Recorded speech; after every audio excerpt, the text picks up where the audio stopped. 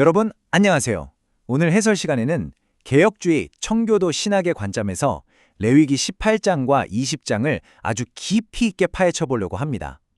이 오래된 고대 텍스트들이 도대체 어떻게 이스라엘 백성들을 보호하는 든든하고 강력한 울타리 역할을 했는지 그 흥미로운 배경을 싹 다 탐구해 볼 텐데요. 자, 그럼 지체하지 않고 바로 들어가 보겠습니다. 구체적인 규례들을 하나씩 살펴보기 전에 무조건 짚고 넘어가야 할 단어가 하나 있습니다. 바로 거룩입니다.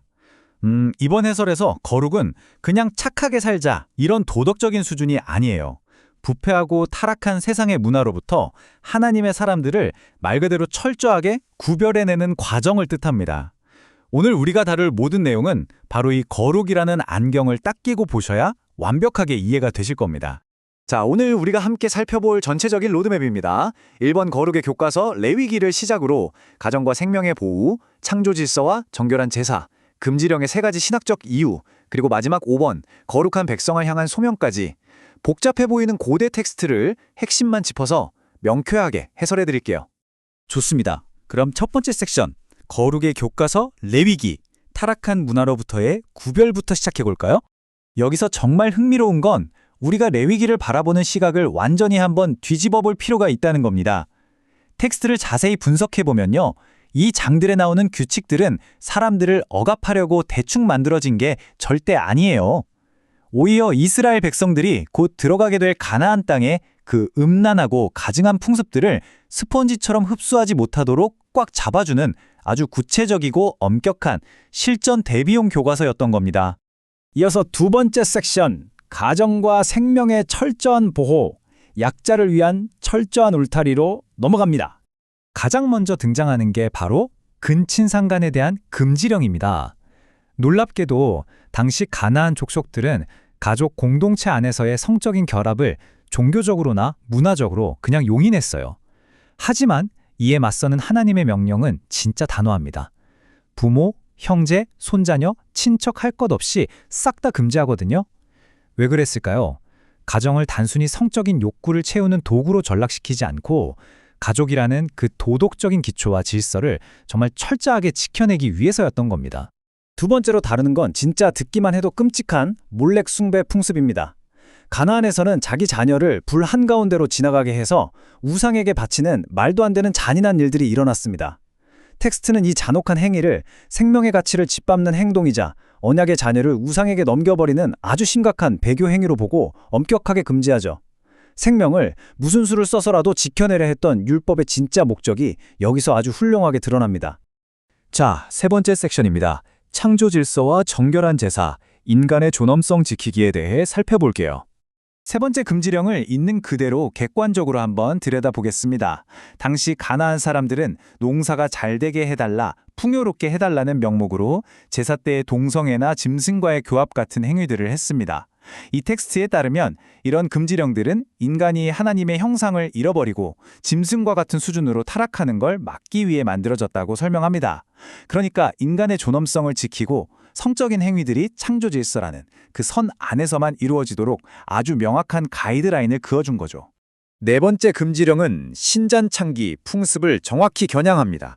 당시 가나안 종교는 성적인 쾌락을 마치 종교적인 황홀경인 것처럼 아주 교묘하게 포장했거든요. 하지만 텍스트는 성적인 쾌락과 종교적인 의식을 완벽하게 끊어내고 분리하라고 명령합니다. 영적으로 속아 넘어가는 걸 차단하고 오직 순수하고 타락하지 않은 정결한 제사만을 유지하기 위한 강력한 조치였던 셈입니다. 이제 시야를 조금 넓혀서 네 번째 섹션으로 가볼까요? 금지령의 3가지 신학적 이유, 엄격한 규례에 숨겨진 목적입니다. 청교도적 관점에서 볼 때 이 고대의 엄격한 법들을 든든하게 받쳐주고 있는 신학적인 뼈대는 크게 3가지 뚜렷한 기둥으로 나눌 수 있습니다. 하나씩 자세히 파헤쳐 볼게요. 첫 번째 이유는 바로 언약적 정체성입니다. 그러니까 하나님은 이스라엘 백성들이 그 가나안 사람들의 타락한 풍속과 이리저리 섞이는 걸 결코 원치 않으셨던 거예요.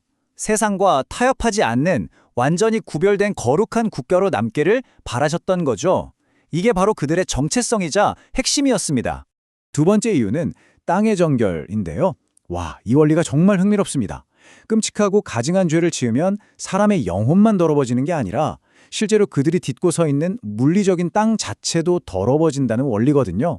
그래서 죄가 어느 한계치를 딱 넘어가 버리면 결국 그 땅이 거주민들을 뱉어내버린다, 토해내버린다는 아주 무섭고도 엄중한 경고를 담고 있는 겁니다. 그리고 세 번째 이유를 보면 아주 기가 막힌 은유가 하나 나옵니다. 이 율법들이 사람들을 옴짝달싹 못하게 가두는 답답한 감옥이 아니라는 거예요.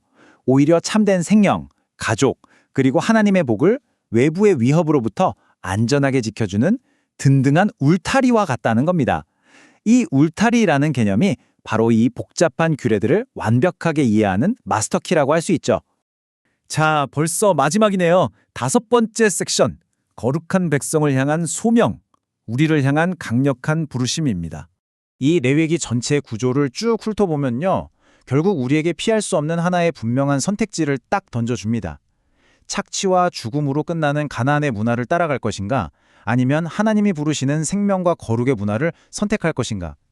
중간은 없다는 거죠. 아주 강력하고 단호한 부르심입니다. 그래서 오늘 해설의 모든 내용은 결국 이 거대한 명령 하나로 모아집니다. 내가 거룩하니 너희도 거룩할지어다. 이건 그냥 듣기 좋은 말이 절대 아니에요.